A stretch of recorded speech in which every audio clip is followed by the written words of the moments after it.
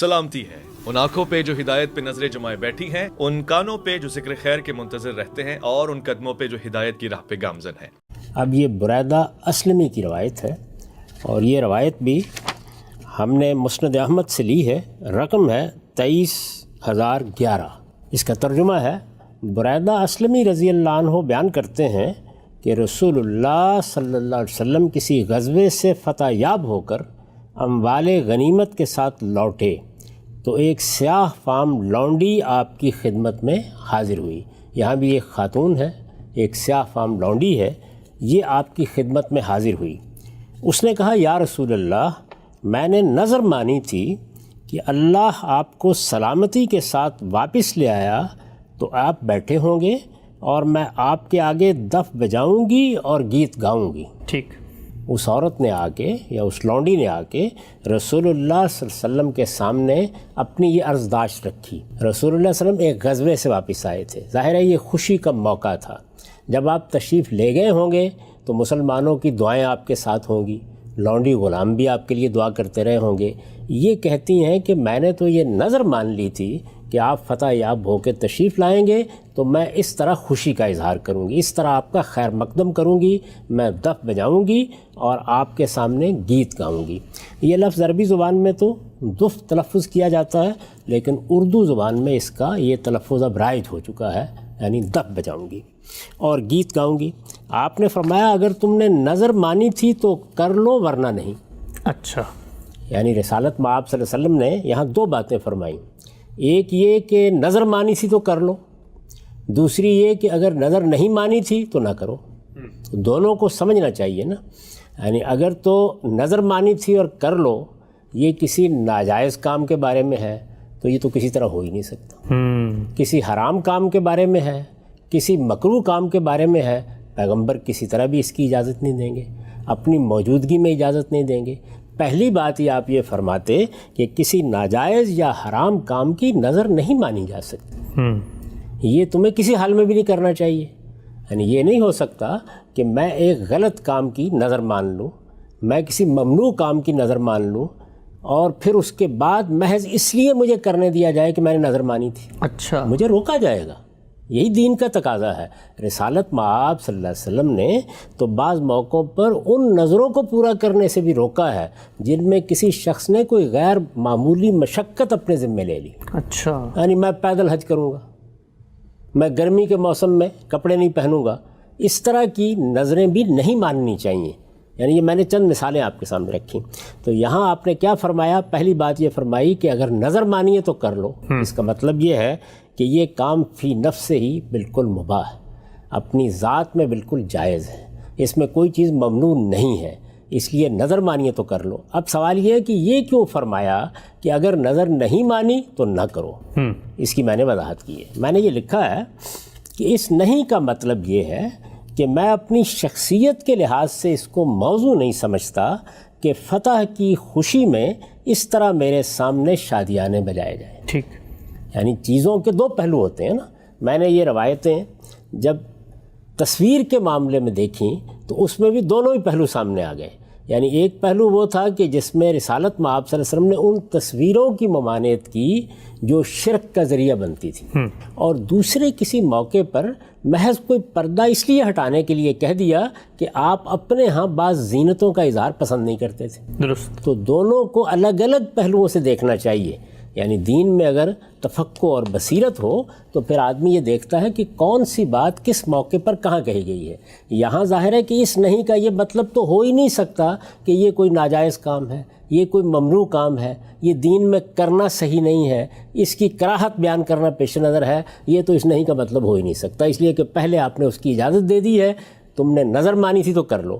اب کوئی دوسرا پہلو ہے جس پر یہ نہیں کہا گیا ہے، تو اس لیے یہ ضروری ہے کہ اس موقع پر اس کو سمجھا جائے۔ وہ دوسرا پہلو ظاہر ہے یہی ہو سکتا ہے کہ جب رسالت مآب صلی اللہ علیہ وسلم ایک غزوے سے تشریف لائیں گے، فتح کا موقع ہوگا، خوشی کا موقع ہوگا، مسرت کا موقع ہوگا، تو ایک پیغمبر کی حیثیت سے آپ تو یہی پسند فرمائیں گے نا کہ تسبیح ہو، تہلیل ہو، اللہ کا شکر ہو، نماز پڑھی جائے۔ یہ تو نہیں پسند فرمائیں گے نا کہ اس طرح کے موقعوں کے اوپر آپ کے لیے شادیانے بجائے جائیں۔ تو یہ ایک دوسرا پہلو ہے جس پر یہ نہیں کا لفظ آیا ہے۔ اس نہیں کا مطلب یہ ہے کہ میں اپنی شخصیت کے لحاظ سے اس کو موضوع نہیں سمجھتا کہ فتح کی خوشی میں اس طرح میرے سامنے شادیانے بجائے جائیں، لیکن تم نے نظر مانی ہے تو کر لو، اس لیے یہ کوئی ناجائز کام بھی نہیں ہے۔ اچھا، یعنی یہ پوری بات اب واضح ہو جاتی ہے کہ کیوں فرمایا کہ کر لو اور کیوں فرمایا کہ نہیں۔ اس نے عرض کیا جی میں نے واقعی نظر مانی تھی۔ روایت آ گئی ابھی، ہاں روایت آگے بڑھتی ہے۔ اس نے عرض کیا جی میں نے واقعی نظر مانی تھی۔ بریدہ کہتے ہیں کہ اس کے بعد رسول اللہ صلی اللہ علیہ وسلم بیٹھ گئے اور اس نے دف بجانا شروع کیا۔ اچھا، اس دوران میں صدیق رضی اللہ عنہ بھی وہاں آئے اور بعض دوسرے لوگ بھی، اور وہ دف بجاتی رہی۔ یعنی رسول اللہ صلی اللہ علیہ وسلم نے اس نے اجازت مانگی، دف بجانا شروع کر دی۔ سیدنا صدیق آئے، وہ دف بجاتی رہی۔ رسالت مآب صلی اللہ علیہ وسلم بھی وہاں بیٹھے رہے، صدیق رضی اللہ عنہ بھی وہاں بیٹھ گئے، بعض دوسرے اصحاب بھی آئے۔ آنے کی وجہ بھی واضح ہوتی ہے کیونکہ رسالت مآب صلی اللہ علیہ وسلم ایک غزوے سے تشریف لائے تھے، فتح یاب ہو کر تشریف لائے تھے، تو ظاہر ہے کہ باقی لوگ بھی اسی مقصد سے آ رہے ہوں گے۔ تو صدیق آئے، وہ بھی بیٹھ گئے، دوسرے لوگ بھی آئے، وہ دف بجاتی رہی۔ لیکن پھر عمر رضی اللہ عنہ داخل ہوئے۔ اچھا، بریدہ رضی اللہ عنہ کا بیان ہے کہ وہ لونڈی چادر اوڑھے ہوئے تھی، اس نے دیکھا، یعنی سیدنا عمر کو دیکھا، اس نے انہیں دیکھا تو دف کو اپنے پیچھے چھپا لیا۔ عجیب، اچھا، رسول اللہ صلی اللہ علیہ وسلم نے یہ دیکھ کر فرمایا عمر شیطان تم ہی سے ڈرتا ہے۔ اچھا، ابھی دیکھیے پہلی چیز کیا ہے، اس نے دف کو اپنے پیچھے چھپا لیا۔ اس پر میں نے وضاحت کی ہے، اس سے واضح ہے کہ مدینے کی لونڈیاں بھی سیدنا عمر رضی اللہ عنہ کی اس سختی سے واقف تھیں جو برائی یا برائی کی طرف لے جانے والی چیزوں کے بارے میں ان کی طبیعت میں پائی جاتی تھی۔ ایک چیز یہ ہے کہ برائی کے بارے میں ایک رویہ ہوتا ہے کہ یہ ایسی چیز نہیں ہے، اس کو نظر انداز کیا جا سکتا ہے، اس کو بعض ان لوگوں کے ہاں جو ذرا ایمان میں ضعیف ہیں گوارا کیا جا سکتا ہے۔ ایک چیز یہ ہے کہ آپ سختی برتتے ہیں اور ہر موقع کے اوپر چھوٹی سے چھوٹی چیز کو بھی گوارا کرنے کے لیے تیار نہیں ہوتے۔ اسی طرح بعض چیزیں اصلاً برائی نہیں ہوتی، وہ سد ذریعہ کی چیزیں ہوتی ہیں، یعنی وہ کسی غلط کام کی طرف لے جا سکتی ہیں۔ تو ایک ذہن یہ ہوتا ہے کہ اس طرح کی چیزوں کے بھی کسی کو قریب نہیں آنا چاہیے۔ ایک دوسرا ذہن یہ ہوتا ہے کہ اس کے بارے میں لوگوں کو متنبع کر دینا چاہیے، ان کے بارے میں اس طرح اطلاق روکنے کی ضرورت نہیں ہے۔ تو سیدنا عمر کے ہاں ان دونوں معاملات میں، یعنی چھوٹی سے چھوٹی برائی کے بارے میں بھی اور سد ذریعہ کی چیزوں کے بارے میں ایک طبعی سختی پائی جاتی تھی، اور یہ بھی ایک طبیعت کا پہلو ہے جو بعض موقعوں پر بہت خوبی اپنے اندر لیے ہوئے ہوتا ہے۔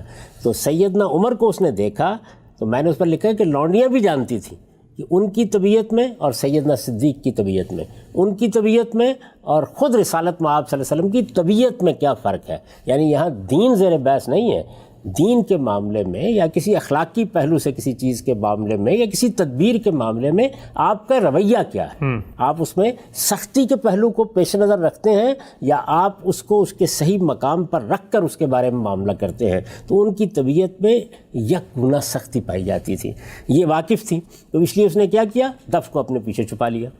رسول اللہ صلی اللہ علیہ وسلم نے یہ دیکھ کر فرمایا عمر شیطان تم ہی سے ڈرتا ہے۔ اب یہ کیا جملہ ہے، عمر شیطان تم ہی سے ڈرتا ہے، یعنی اس سے پہلے کون تھے؟ اللہ کے آخری پیغمبر۔ اس نے آپ سے اجازت لی، اس نے دف بجانا شروع کر دی، اس نے گانا گانا شروع کر دیا۔ میں پوچھتا ہوں کیا شیطان خدا کے پیغمبر سے نہیں ڈرتا؟ یقیناً ڈرتا۔ اچھا، سیدنا صدیق کیا ہستی ہیں، یہ آپ جانتے ہیں کہ دین میں ان کا کیا مقام ہے، تقوی میں ان کا کیا مقام ہے، رسالت مآب صلی اللہ علیہ وسلم کی مصاحبت میں ان کا کیا مقام ہے، اور ان کی دینی خدمات کی کیا حیثیت ہے۔ مسلمانوں نے اپنے اعتماد کے ساتھ انہیں رسالت مآب صلی اللہ علیہ وسلم کا جانشین بنایا ہے، معمولی ہستی نہیں ہے، تو کیا شیطان ان سے نہیں ڈرتا؟ تو یہ سبق ہے اس بات کا کہ بعض جو جملے ہوتے ہیں وہ اس طرح قانون کا ماخذ نہیں بن جاتے، وہ حق و باطل کا فیصلہ نہیں کر دیتے، ان میں اس کے محل کو، اس کے موقع کو دیکھنا پڑتا ہے۔ چونکہ ان کی طبیعت میں ایک خاص طرح کی سختی تھی، چونکہ چھوٹی سے چھوٹی برائی کو بھی گوارا نہیں کرتے تھے، چونکہ سد ذریعہ کے معاملات میں بھی سختی برتتے تھے، تو اس لیے رسالت مآب صلی اللہ علیہ وسلم نے ان کی طبیعت کے اس پہلو کی تحسین کی۔ اچھا، تو اس پر بھی میں نے ایک وضاحتی نوٹ لکھا ہے، وہ میں آپ کو سناتا ہوں۔ میں نے لکھا ہے یہ محض تحسین کا جملہ ہے، یعنی یہ تقابل کا جملہ ہی نہیں ہے۔ بہت سے جملے ہم تقابل میں بولتے ہیں، اور بعض جملے ہم اگرچہ بول اس طرح رہے ہوتے ہیں کہ بظاہر لگتا ہے یہ تقابل میں بولے گئے ہیں، جبکہ وہ محض تحسین کے جملے ہوتے ہیں۔ یہ محض تحسین کا جملہ ہے، اس کے ہرگز یہ معنی نہیں ہے کہ پیغمبر اور پیغمبر کے جلیل القدر رفقا کوئی شیطانی کام کر رہے تھے یا شیطان ان سے نہیں ڈرتا تھا۔ دونوں باتیں کسی طرح باور نہیں کی جا سکتی، یعنی نہ کوئی شیطانی کام ہو رہا تھا اور نہ یہ صورتحال تھی کہ صدیق رضی اللہ عنہ سے شیطان نہیں ڈرتا یا بعض اور جلیل القدر صحابہ سے شیطان نہیں ڈرتا یا خدا کے آخری پیغمبر سے شیطان نہیں ڈرتا۔ اس کے ہرگز یہ معنی نہیں ہے کہ پیغمبر اور پیغمبر کے جلیل القدر رفقا کوئی شیطانی کام کر رہے تھے یا شیطان ان سے نہیں ڈرتا تھا۔ اس طرح کے جملے مقابلے سے مجرد ہوتے اور شخصیت میں کسی پہلو کو نمایاں دیکھ کر بولے جاتے ہیں۔ اس سے یہ بتانا مقصود ہے کہ زبان نطق ہوتی ہے، منطق نہیں ہوتی۔ اس میں ہمیشہ یہ دیکھنا چاہیے کہ موقع کلام کیا تھا، بات کہاں کہی گئی، اور یہ روایتوں کو سمجھنے میں بڑی ضروری بات ہوتی ہے۔ خود اندازہ کیجئے کہ اگر اس سیاق سے ہم واقف نہ ہوتے اور صرف اتنی بات کوئی راوی بیان کر دیتا کہ کہیں دف بجائی جا رہی تھی، رسول اللہ صلی اللہ علیہ وسلم نے سیدنا عمر کے بارے میں یہ کہا کہ ان کو دیکھ کر فلاں لونڈی کے بارے میں یہ پتہ چلا ہے کہ اس نے دف اپنے پیچھے چھپا لی تھی، تو شیطان عمر ہی سے ڈرتا ہے۔ ہم اس کا مطلب کیا لے لیتے، اس کو کس محل میں رکھ لیتے، اس سے کیا معنی نکال لیتے؟ تو چیز کو اس کی جگہ پر رکھ کے دیکھیے۔ ٹھیک، اس لیے میں کئی بار توجہ دلاتا ہوں کہ روایات میں جو مضامین ہوتے ہیں وہ اطلاقی ہوتے ہیں، ان میں کوئی اصول، کوئی قاعدے نہیں بیان کیے جاتے، بلکہ اطلاقی طور پر ایک صورتحال کے لحاظ سے کوئی بات کہاں کہی گئی، کس طرح کہی گئی، کس محل میں کہی گئی۔ اب یہ پوری بات دیکھیے، چونکہ ساری بات سامنے آ گئی ہے کہ اس نے آ کے رسالت بآب صلی اللہ علیہ وسلم سے اجازت لی ہے، اس نے دف بجانا شروع کر دیا ہے، رسالت بآب صلی اللہ علیہ وسلم وہاں بیٹھے ہوئے ہیں، صدیق رضی اللہ عنہ نے بھی اس کو سنا ہے، دوسرے صحابہ بھی آئے ہیں، وہ دف بجاتی رہی ہے۔ لیکن جس وقت اس نے دیکھا کہ سیدنا عمر آئے ہیں تو اس نے دف بھی پیچھے چھپا لی، اور رسول اللہ صلی اللہ علیہ وسلم نے اس کے اوپر یہ دل نواز تبصرہ بھی کیا۔ اس کے ہرگز یہ معنی نہیں ہے کہ پیغمبر اور پیغمبر کے جلیل القدر رفقا کوئی شیطانی کام کر رہے تھے یا شیطان ان سے نہیں ڈرتا تھا۔ اس طرح کے جملے مقابلے سے مجرد ہوتے اور شخصیت میں کسی پہلو کو نمایاں دیکھ کر بولے جاتے ہیں۔ ٹھیک، اس میں شیطان کا لفظ بھی غنا اور موسیقی کے اسی پہلو کو ملحوظ رکھ کر استعمال ہوا ہے جس کی وضاحت ہم پیچھے روایت 9 میں کر چکے ہیں۔ اس سے پہلے جو روایت پیش کی جا چکی ہے اس کا روایت کا نمبر 9 ہے۔ اس روایت میں ایک جملہ آیا تھا، اور وہ جملہ اس سے پہلے میں واضح کر چکا ہوں، یہ بتا چکا ہوں کہ اس کے نتنوں سے جو سانس نکلتی ہے وہ سحر بن کر، جادو بن کر نکلتی ہے۔ سیدہ عائشہ کو سناتے ہوئے فرمایا تھا، سیدہ عائشہ کو آپ نے یہ بتایا تھا۔ اس میں الفاظ یہ تھے قد نفخ الشیطان فی منخرہا، جس کی وضاحت ہم پیچھے روایت 9 میں قد نفخ الشیطان فی منخرہا کے تحت کر چکے ہیں۔ جن چیزوں کا زیادہ استعمال غلط کاموں کے لیے ہونے لگے ان کے بارے میں سیدنا عمر جیسی سختی کے رویے بھی معاشرے کی ضرورت ہوتے ہیں۔ اچھا، یعنی دیکھیے، یہ جو معاشرہ ہے اس کی حیثیت بالکل ایک گلدستے کی ہوتی ہے۔ اس میں یہ بھی ہوتا ہے کہ بعض بزرگ بہت کریم النفس ہوں گے، بعض بہت شفیق ہوں گے، بعض کے ہاں بڑا حکیمانہ طرز عمل ہوگا، بعض کے ہاں چیزوں کو ان کی جگہ پر رکھنے کا ایک انداز ہوگا، وہ سختی بعض موقعوں پر کریں گے، بعض موقعوں پر نرمی سے کام لیں گے، اور بعض طبائع ایسی بھی ہوتی ہیں۔ ہم اپنے بزرگوں میں بھی دیکھتے ہیں، بڑے لوگوں میں بھی دیکھتے ہیں۔ سیدنا عمر کے ہاں ظاہر ہے یہ پہلو بہت نمایاں تھا۔ جن چیزوں کا زیادہ استعمال غلط کاموں کے لیے ہونے لگے ان کے بارے میں سیدنا عمر جیسی سختی کے رویے بھی معاشرے کی ضرورت ہوتے ہیں، اس لیے کہ انہی سے توازن قائم رہتا ہے۔ نبی صلی اللہ علیہ وسلم نے غالباً اسی بنا پر انہیں یہاں کسی اصلاح کی طرف توجہ نہیں دلائی، یعنی یہاں یہ بھی نہیں کیا رسول اللہ صلی اللہ علیہ وسلم نے کہ عمر اپنی طبیعت کی اصلاح کرو، اس میں یہ سختی نہیں ہونی چاہیے، یہ عورت تم سے کیوں ڈر گئی ہے۔ تو اس کا مطلب کیا ہے؟ اس کا مطلب یہ ہے کہ جو رویہ ہم نے اختیار کیا وہ بھی اپنے محل میں بالکل صحیح تھا، اور تمہارے معاملے میں یہ تاثر پیدا ہوا ہے اس کا بھی ایک محل ہے، اس کی بھی آپ نے تحسین کی، بلکہ ان کی تحسین ہی فرمائی ہے۔ تو یہ روایت ہے کہ جس میں آپ یہ دیکھ سکتے ہیں کہ کس توازن کے ساتھ ساری بات سامنے آ گئی ہے، کتنے اسالیب کو ہمیں سمجھنے کا موقع ملا ہے، اور اس سے ہم یہ اندازہ بھی کر سکتے ہیں کہ روایتوں کی بنیاد پر فیصلے کرتے وقت کن کن چیزوں کا لحاظ رکھنا چاہیے۔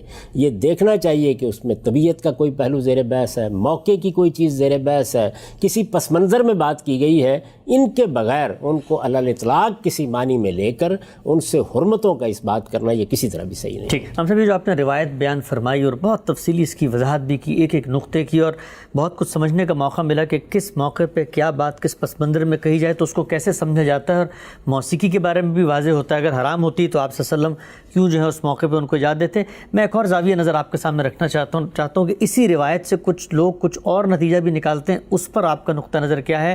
کہا یہ جاتا ہے کہ چلیں رسالت مآب صلی اللہ علیہ وسلم نے اگر سن لیا تو دف ہی سنا نہ صرف، تو ہمارے علماء انہی روایتوں سے جیسی روایتوں سے یہ کہتے ہیں کہ دف کی بات ہے، دف جائز ہے، دف کے علاوہ کوئی چیز جائز نہیں ہے۔ تو اس روایت سے جس پہ آپ نے پورا فلسفہ برآمد کیا کہ دیکھیں استعمال ہوتا ہے، رسول اللہ نے خود اجازت دی، حرام ہوتی تو نہ کرتے، سیدنا عمر کے آنے کے بعد باقی صحابہ بھی سنتے رہے، تو پھر اس پہ کیا کہیں گے جو علماء اس سے صرف دف کی بات نکال رہے ہیں؟ ان کی بات بہت وزنی ہوتی، اس میں اس کو بہت قدر و قیمت کی نگاہ سے دیکھا جاتا۔ اگر صورتحال یہ ہوتی کہ بعض دوسرے نصوص میں حرمت واضح ہو چکی ہوتی، اچھا، یعنی یہ معلوم ہوتا کہ یہ ہے تو حرام، قرآن نے اس کو حرام قرار دیا ہے، رسالت مآب صلی اللہ علیہ وسلم نے اس کو حرام قرار دیا ہے، اس کی حرمت تو فطرت کے اصولوں کے اوپر طے ہے، اس میں کوئی چیز ہو ہی نہیں سکتی۔ جب آپ یہاں کھڑے ہیں تو اب یک بہ یک آپ کے سامنے ایک روایت آتی ہے جس میں ایک لونڈی گانا گا رہی ہے، اس کے ساتھ دف بجا رہی ہے، تو پھر آپ کہتے ہیں کہ دیکھیے یہ دف کا استثناء ہے۔ یعنی حرمت کو پہلے کسی دوسری جگہ سے ثابت کر لیجئے تو پھر یہ استثناء کے موقع کی چیز ہوگی، اگر یہ نہیں ہے تو یہ استدلال اس سے نہیں کیا جاتا۔ میں آپ کو بعض اور استدلالات کی طرف توجہ دلاتا ہوں۔ آپ یہ فرمائیے مجھ سے، کیا یہ واقعہ نہیں ہے کہ ہمارے ہاں عام طور پر خیال یہ ہے کہ عورت کی آواز کا پردہ ہے؟ یہاں عورت ہی نہیں ہے، مغنیہ ہے، عجیب، گانا سنا رہی ہے۔ رسالت مآب صلی اللہ علیہ وسلم نے سنا ہے، گانا گاتے وقت آواز اپنے آخری حسن کے ساتھ نمایاں ہوتی ہے، سیدنا صدیق نے بھی سنا ہے۔